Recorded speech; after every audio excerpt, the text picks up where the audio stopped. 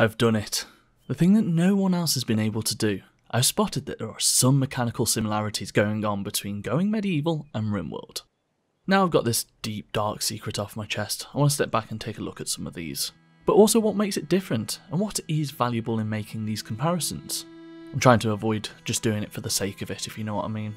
You see, games often operate in a space that suits drawing connections between already established games. Whether this is due to them being seen as products for a very long time, instead of like cultural objects, I'm not too sure. But we often look at games through the uncritical lens of other similar games. A common phrase, one that I've used before to describe games, is meets. What I mean by this is Going Medieval is Rimworld meets the graphics of RuneScape. It's a conjoining of the two ideas, or parts of those ideas. It's a way of finding a better jumping off point to define what you're talking about, and it serves to communicate something of the two that can be brought together. I guess a part of this is that we like to describe things as accurately as possible to one another. We like to get our point across, but maybe I'm just excusing myself. And at the end of the day, Going Medieval is goddamn similar to Rimworld. So let's get into that and see what we gain for saying it. A small group of survivors, brought together from outside tragedy, are forced together to build a settlement using their various skills. In this process, you want to be thinking about these settlers' needs. Do you have enough food? Is the temperature right? Are they bored? And do they just want a good drink to settle their sorrows? You play a god of sorts, one with incredible administrative capabilities, but little direct control. This isn't an RTS where you are constantly in control of various armies with micro precision. You're not just trying to get your desired outcome with direct control. Well, apart from in the combat that does happen occasionally, where I assume for the sake of the player's sanity you are allowed some direct control, so that Bert doesn't decide that it's more important to be laying some fresh wooden flooring rather than taking on direct invaders that are threats to everyone's life. Instead, you have the godlike capability of organising people's rotas. Firstly, the sleeping and waking rota. You get control of what time people go to bed and when they wake and get up, what time is work time and when is it time for leisure. Secondly, you get a screen that helps prioritise how people do various tasks. Dave no longer gets to cook after a wave of food poisoning passed through the camp. He swears it's the bad meat that was brought to him, nothing to do with his cook skill of 0. But he loves to cook though. Really loves to cook. You see how these stories can develop out of numbers. Something happens on screen and you try and figure out what has gone on, and somewhere in that process we get Dave. And interestingly, both of these organisational screens, the sleeping and waking one and the work prioritisation one, are pretty much exactly the same across both games. So you can see why the comparison may be drawn. Along with this you get mood modifiers. Karen got real happy with the import of fresh human meat after a failed raid of some invaders. Even though everyone else was upset about freezing their actual tits off in midwinter, she was practically bursting at the opportunity to nibble an earlobe. You know, being a cannibal and all. These modifiers help build them into little personalities. You recognise them from each other, they are distinct. Well, that's the hope anyway. But yeah, you get to control the planning of a camp, what jobs need doing, the growing and cutting of things, camp stuff. And this is broadly true across both of the games. Everything said up to this point mostly applies to both games. It's not really specific to one or the other, instead outlining some of the shared parts. They are both a collection of similar systems that interact with one another to create a story of a place. So what is different about the two games? Well, the obvious one is development time. Going Medieval, even though it's highly playable, is certainly an early access. Some of the characters just don't feel characterful. There's no social stuff between your people, and there's just less to do generally. Rimworld, though, has the benefit of coming from multiple years in full release, a whole host of mods that mean it's more whole, and also expansions to it. But this does leave Going Medieval in an interesting place, especially if it's received enough support up to this point to continue. What is currently in place could be considered the basic systems on top of what everything else is layered. This means it works as a game, but the layered parts are the fun parts. And this is where we get to the heart of early access. The possibilities are kind of endless, unless they're not. I'm sure there is a development roadmap somewhere out there, but I kinda like to be surprised by games. And what can be layered, what could be added? This is another primary difference, and one where I think a touch of trouble may lie. It's the setting. Rimworld is very much in an era of sci-fi, whereas Going Medieval is in a post-Black Death Britain. So why would trouble lay there? Well, think about the natural possibilities that lead from either concept.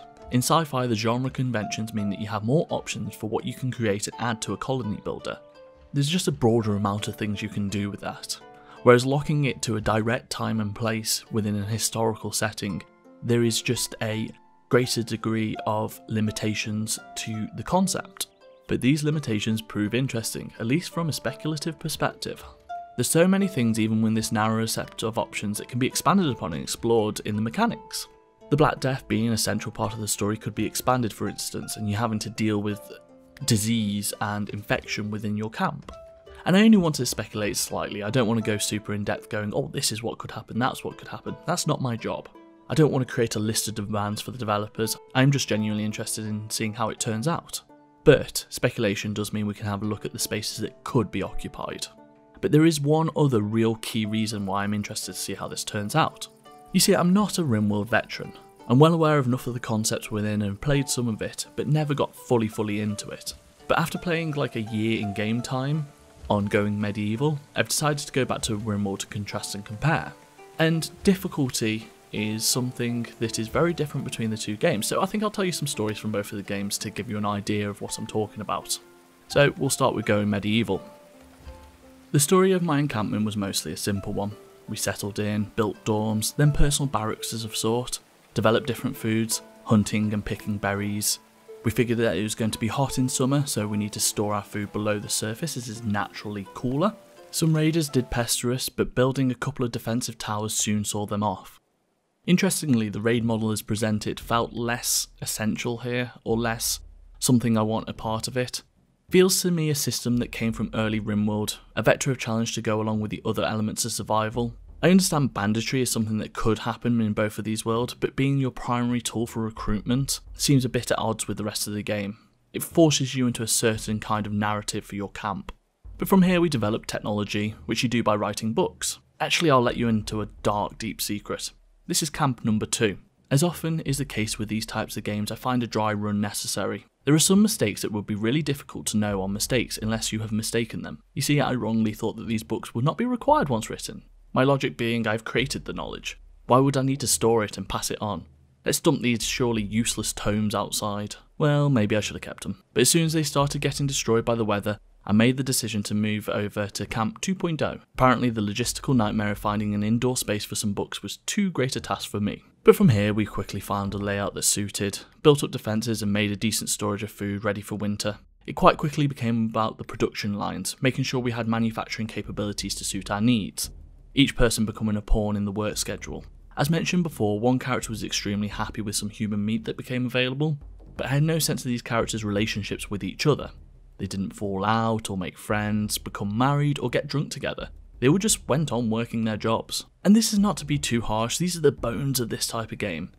But for an initial narrative, although fun, it's a little basic. Now, let's move over to Rimworld. Again, we start off with 3 survivors, this time landing from some escape pods, assumingly through some horrible disaster while flying over this world. We get set up with the basics, the tables that allow production, some beds to sleep in and picking some berries to eat. The opening of these 2 games is very similar in this regard. As we start entering the getting settled in zone, the time when people might have their own bed but not many other amenities, this is when it gets interesting. As I was setting up the hunting schedule, I realised that there was only one person on my team who was willing to do violence, Henson. Noticing this actually happened relatively early in my playtime, but I thought something interesting might come out of this, so let's just continue through. Somewhere around the second raid, something interesting did happen. Henson got kidnapped. His fault for bringing a gun to the knife fight, I guess. A deep depression entered the camp as everyone tried to come to terms with Henson's departure. It deeply affected everyone's mood. I mean, as it would. Their very safety had come into question and they'd also lost someone. And these weren't a bunch of hardened warriors. They refused to do violence against anything, even animals, for food. And then, to top it all off, there was an extreme heat wave with temperatures topping 52 degrees Celsius. We've got some basic cooling technology, but nowhere near enough to deal with this. Plus, less hands make harder work. Maybe due to the heat or some other cosmic event, a local cougar went mad and started attacking everything it saw. Colony was forced to enter this cat and human chase, dashing between where they needed to go, going from lot building to lot building, or at least waiting till the cougar was asleep to try and get their work done. The dog failed this. He got straight up done in. So it's been quite a traumatic journey for my camp so far, and trauma can develop deep if not entirely healthy bonds. Sarah and Skip fell in love with the last two characters, but tragedy was only around the corner. Just as I was building a double bed for this couple, right on cue, another raid comes in. You see, I said something interesting might come from only having one character who's capable of doing violence, and just continuing on through the playthrough from there. But there were a couple of ways out actually. There was a chance we could get someone come join the colony to defend it, or we could rush the research for unmanned gun technology. Of course, as we all know, leaving our pacifistic characters' hands completely clean. There were ways out of this tricky situation, but Sarah got kidnapped and these become more limited as you start getting more kidnapping. And this wasn't just a run in and grab type. Knowing there was a vicious person willing to drag someone away against their will, our colony did the sensible thing and locked all the doors and just hid inside. Unfortunately, as this was before much research had been done in wall and door technology, these were made of wood, which our intruders correctly spotted is super weak to fire. And here we get this scene that plays half out as a horror thriller and half as like an oddball comedy. In amongst burning building, one character is dragged out against their will, and in this moment the other character loses control of himself, needing to take his anger out. And this is the funny part, he decides to try and take on an alpaca in a fist fight, and he just knocks the shit out of him. Now something genuinely interesting happens on the verge of defeat. There's this mechanic that brings back a final character who comes in and tries to save the day. He puts out the fires, builds a little hut taking care of Skippy, does a bit of hunting to try and replenish the food. You know, bring a second act reprieve to all that's happened so far.